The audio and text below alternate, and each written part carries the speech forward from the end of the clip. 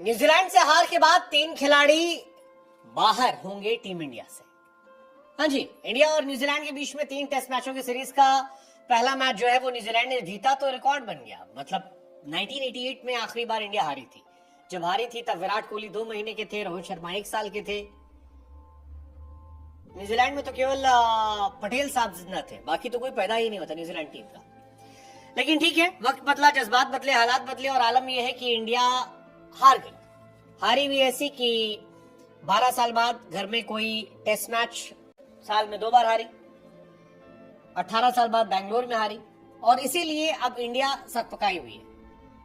8 wicket से हार के बाद सेकेंड टेस्ट मैच जीतना जरूरी है, क्योंकि वर्ल्ड टेस्ट चैंपियनशिप क्वालिफाई करने के लिए 7 में से 4 मैच हमें जीतने हैं। रोहित शर्मा एंड कंपनी ने फर्स्ट टेस्ट मैच में तो निराश किया, लेकिन second test match is quite important. 24 अक्टूबर से पुणे में होने वाले सेकेंड टेस्ट मैच में वापसी करनी है, इंडिया को जीतना होगा और काफी कुछ करना पड़ेगा। कई खिलाड़ियों को अंदर बाहर करना पड़ेगा, कई सारी चीजें करनी पड़ेंगी ताकि हालात बदले, वक्त बदले।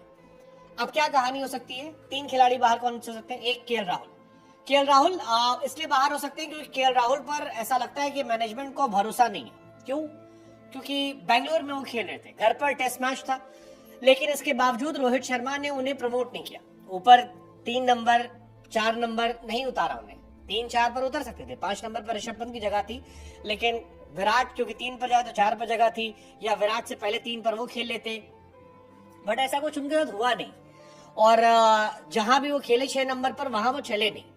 आप चले नहीं और सामने से सरफराज ने इतने रन बना दिए हैं कि आप इनके बारे में सोच नहीं सकते। पहली पारी में 0, दूसरी पारी में 12, और राहुल से घर पे काफी उम्मीदें थी। अब राहुल के कॉम्पिटिटर सरफराज बहुत आगे निकल गए और ये टेंशन वाली बात उनके लिए।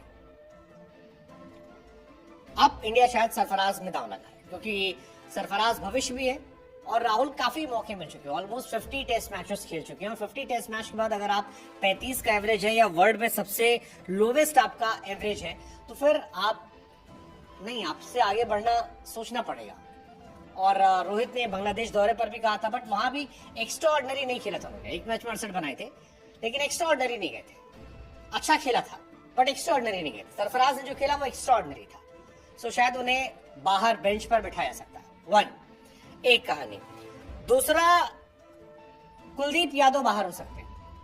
बेंगलुरु में न्यूजीलैंड के बल्लेबाजों के सामने कुलदीप यादव एवरेज दिखे।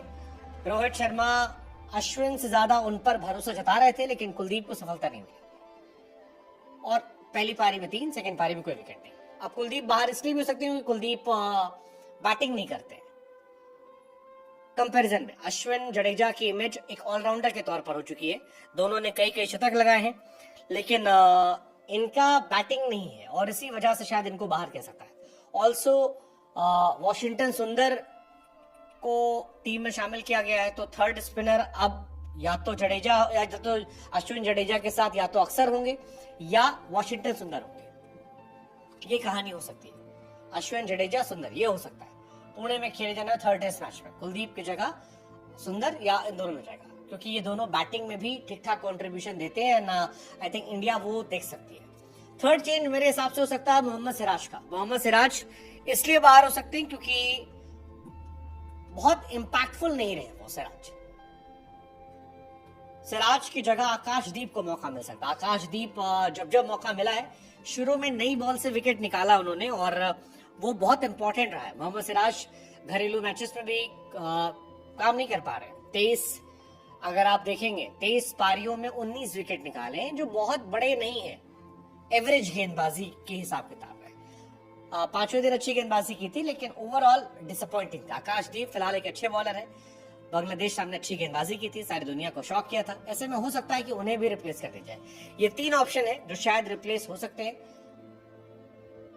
क्या कोई और रिप्लेस हो सकता है? मुश्किल है, लेकिन ये रिप्लेस क्यों होंगे? क्योंकि न्यूजीलैंड ने 1969-88 के बाद अब इंडिया को हराया है, इंडिया में आफ्टर 36 ईयर्स। That's insane.